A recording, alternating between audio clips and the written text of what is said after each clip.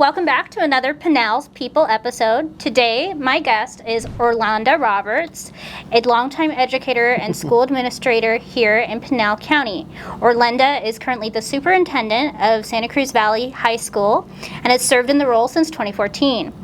She will be retiring on June 30th. Ms. Roberts, thank you so much for being here today. You're quite welcome. I really appreciate it. And to start off, if you could just give me a little bit of the background about how you got into education and sort of what was that initial spark for you? What kind of started that spark for you? When I graduated from high school and started at U of A, I was pre-med. I had decided that I wanted to become a doctor, pediatrician.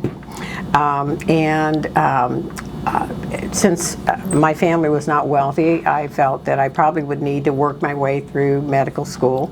And so I entered the nursing program at U of A.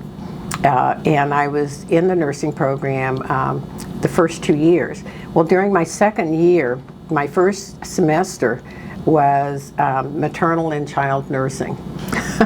So I was assisted in deliveries and loved it, but I discovered that I'm very empathetic, and when my patients were in pain, I felt like I was in pain. If my patients were under anesthesia and calm, I was calm. The senior nurses told me I would get used to it, and I kept thinking, I don't know if I want to get used to this. If I have to harden myself to what people are feeling, is that truly what I wanted to be? So that started first semester of my sophomore year, and second semester was a semester of pediatrics, and I ended up working with a young pediatric patient. He was about 2 years old, and he had a terminal kidney disease, and I discovered that I loved working with children. It was so heartbreaking to me to watch this child suffer. I knew I wanted to work with children, but I started rethinking whether I wanted to make that field medical. And I talked to my college advisor, and they suggested that I look at education. And I explored the program, got involved in the program, and absolutely found my passion. Wow, so that's why I've spent the next 50 plus years of my life working with children and teachers and being an educator. Yeah, that's amazing. And, you know, of course, you mentioned your legacy in education has spanned over 50 years, and most of it predominantly here in Pinal County. Yes. So one of the big things that happened was you started out here in Pinal County as an educator at Casa Grande Elementary, and then you've also served as the vice principal over at Stanfield Elementary, and even led the county school system. But of course, the longest period of time you've ever spent with the school here in Pinal County was at Casa Grande Union High School. Right. And so one thing that I am very curious about is what's something you remember fondly from your 23 years with that school district? Of Casa Grande Union?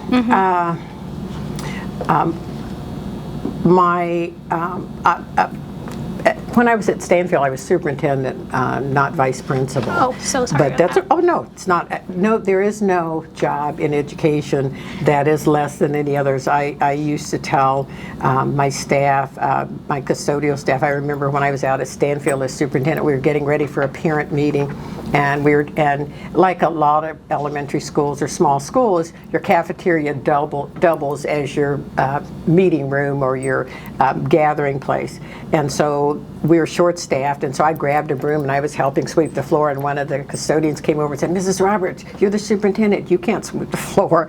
And I told him, I said, if I can sweep my floors at home, I can sweep the floor in the cafeteria. We're short-staffed, we got to get this done, we've got parents coming. So my philosophy has always been every job in a school is important, and we should not be too big to do the lowest job. It doesn't matter. It's all important if we're trying to make a facility or provide a program for kids. And so For Casa Grande Union, there were a lot of happy memories. Both of my kids went through there. I've had family members that have gone through there. We've had lots of academic success. We've had lots of athletic support. Success. Nothing like the state championship this year, but we did have during my time there, my nephew, I had 2 nephews and a cousin all playing on the state championship basketball team under Coach Keyser. And we were able to go up and see that. So, I've had my brother Randy, all of my siblings graduated from Casa Grande Union. Randy graduated and my sister Tammy graduated while I was at Casa Grande Union. Both my children graduated from Casa Grande Union. I've got nieces and nephews that graduated and other family friends. Casa Grande Union was a great experience. It was a great training ground for the rest of my career because I was relatively young and new to education when I started working there. So I worked for a lot of good superintendents there. And I think I was well prepared for the rest of my career by what happened at Casa Grande Union. Yeah. And so, as I understand it, you were approached at some point in your career, you were approached to serve as the assistant superintendent for former County Superintendent Dr. Jack Herman. Right. And then you eventually went on to actually become the County Superintendent. And I'm curious, what initially sparked your desire to fill that role and run for election? As County Superintendent? When I started working with Dr. Harmon, I thoroughly enjoyed him. He's a wonderful man, great leader. And what happened was there were 2 assistant superintendents, myself and another assistant. And when Dr. Harmon decided, due to some issues he had, that he was going to have to resign early before his then term was up, he approached us. He called myself and the other assistant superintendent into his office to ask, to tell us what was happening, and to ask if either one of us was a Democrat. Never come up. We were hired for our backgrounds as educators, not based on political affiliation. And we asked him why, and he said, because I'd like for one of you to apply or run for my office. I happened to be the only Democrat. The other assistant was a Republican, and so I thought about it because I'm not a politician. I'm an educator, so in order to continue the work that Dr. Harmon believes so strongly in, and I also believed in, that's how I ended up getting into politics. It is not my strong suit. I am an educator. And I don't, there are aspects of politics that I didn't enjoy, because I like the ability to just be able to serve the kids, work with communities, work with parents. And when you're in politics, you do that, but you've also got all of the other political games, and it's just different, and it just isn't. It isn't me. It just wasn't my cup of tea, so to speak.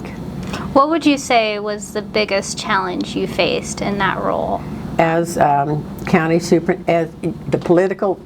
far as county superintendent, dealing with the schools was wonderful. Dealing with the public in general was okay. I did not like campaigning.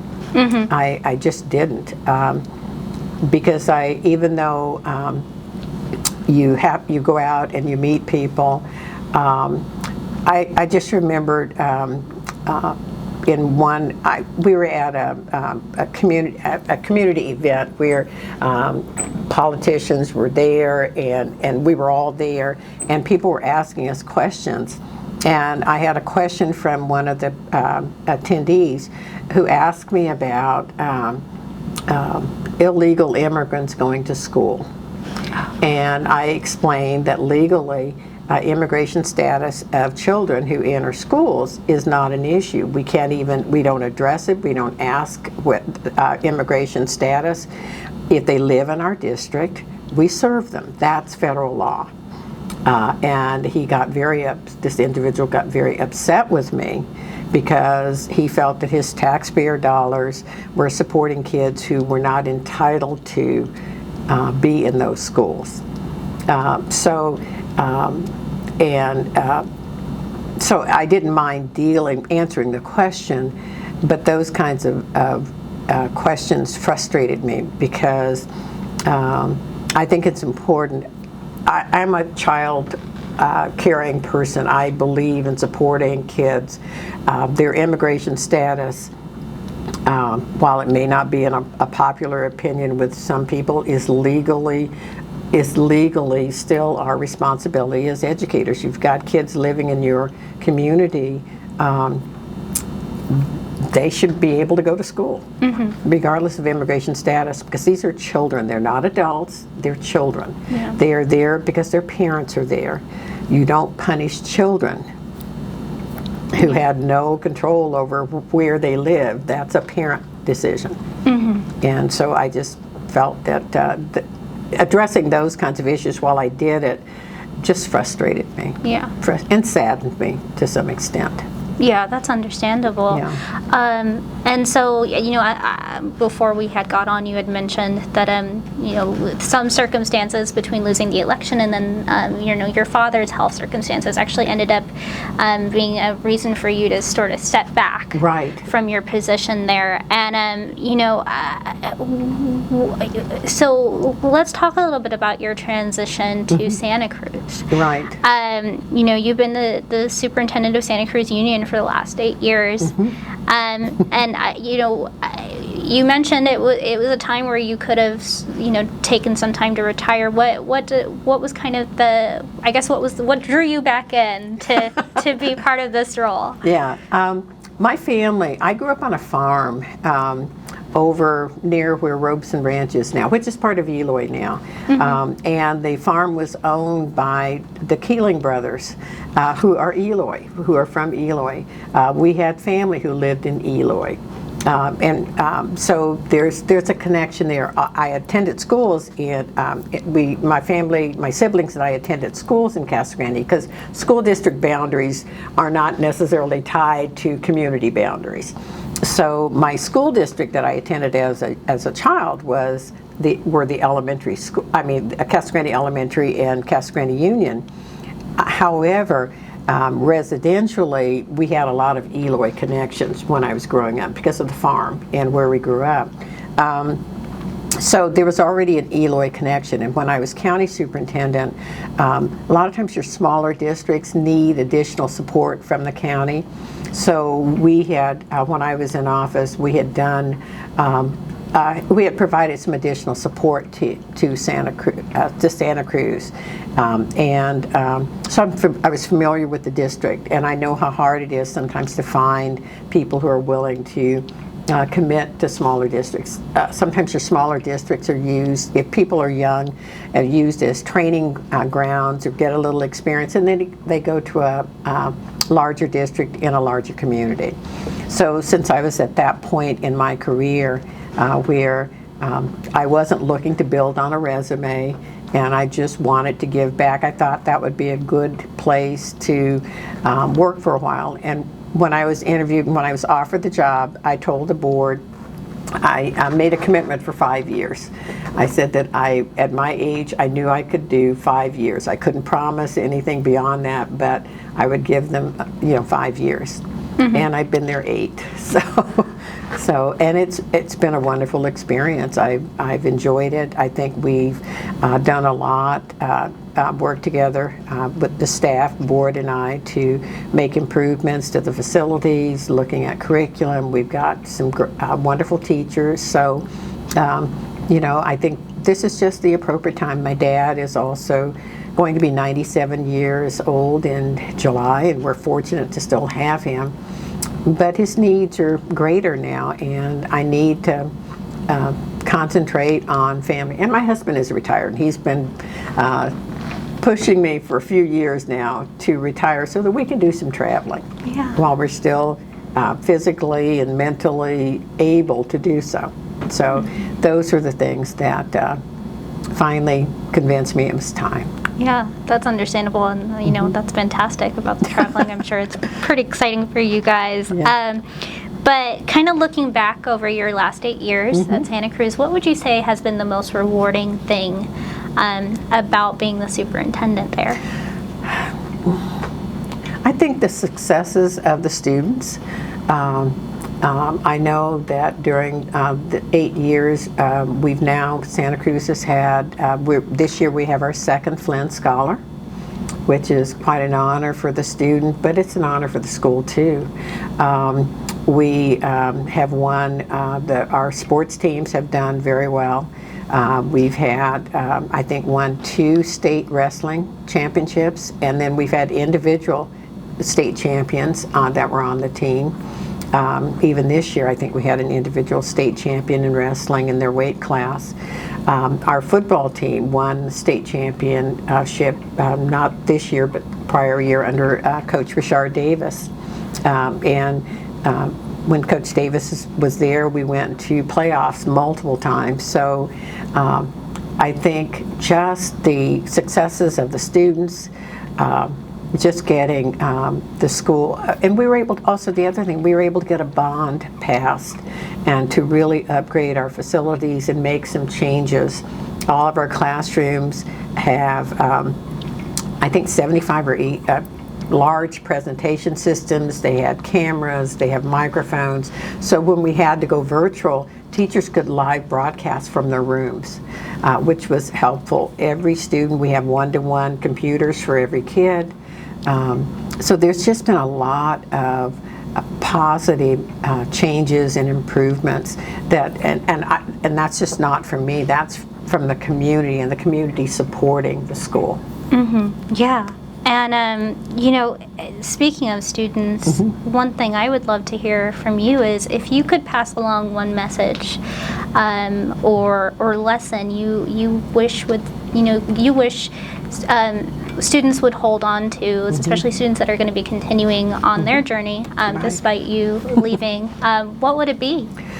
That no matter where you begin, don't let anyone put limits on where you want to end up. My parents, when they first came to Arizona, were considered migrant farm workers. I, growing up, worked in the fields with my brothers during the summer to help earn money to help support our families during the term, because when I was in high school and my older brothers and sisters were in high school, you had to pay for your books, and so those fees, we worked in the fields every summer. And the one thing that working in the fields taught me is that I didn't want to do that for the rest of my life. That is very, very hard work. It's vital work, but it's hard work. And so it motivated us to stay in school, to get our degrees. I remember my dad saying, I want my kids to use their minds and not have to use their backs to support themselves or their families. And so Mom and Dad pushed education for us. And I remember my dad saying that, you know, I don't know how we're going to pay for school or how we're going to get this done, but I want my kids to have degrees. If they want to go to college or to a trade school, I want them to be able to do that. And I think that's important for kids to understand that sometimes, even if it seems impossible, that don't give up on your dreams. Don't let people tell you that you can't do something. If you believe that you in yourself and that it's something that you want, work for it. Sometimes those resources that you don't know even exist will come through. So just don't listen to the naysayers on your dreams. If it's a valid dream and something that you really, really want, work for it. I think I used a sports analogy once where they tell players to leave it all on the field, give it your best effort, and if you do that, you have nothing to be ashamed of. You can only be proud. And I say that for kids who are in the classroom or who are going to school and graduating and trying to decide what to do with the rest of their lives. Leave it all on the field. Don't give up on your dreams.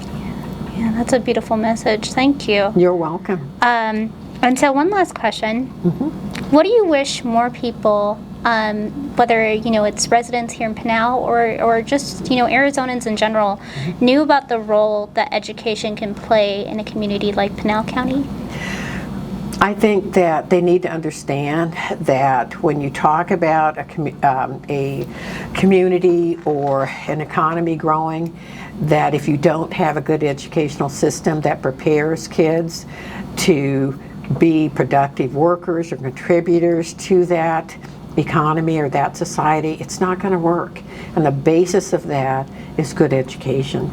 You need to support your local school districts. You need to support volunteer support. If schools say that they need funding, go in, find out what's going on and what their needs are, but you need to support those students. Every generation, for example, my dad has always voted for the bonds and overrides at schools' requests because he trusts that if a school says they need the money, you have to support them, because it's up to the generation that has finished school to help provide the resources for the kids that are in school now. And so you need to give back. You need to continue to support kids and their needs in the schools, no matter what your age is. You can't just say, I don't have kids in school. Well, somebody supported you when you were in school. Yeah. There are a lot of people like my dad whose kids have long been out of school, who are still supporting those schools because the next generation still needs that support. And that's what I encourage people to remember, is that as a society we all have to work together and help support the next generation to help prepare them to take care of us when we're old. So that's just my belief system. That's wonderful. Okay. Orlenda, thank you so much for being here today. I really appreciate it. You're quite welcome. Thank you for inviting me.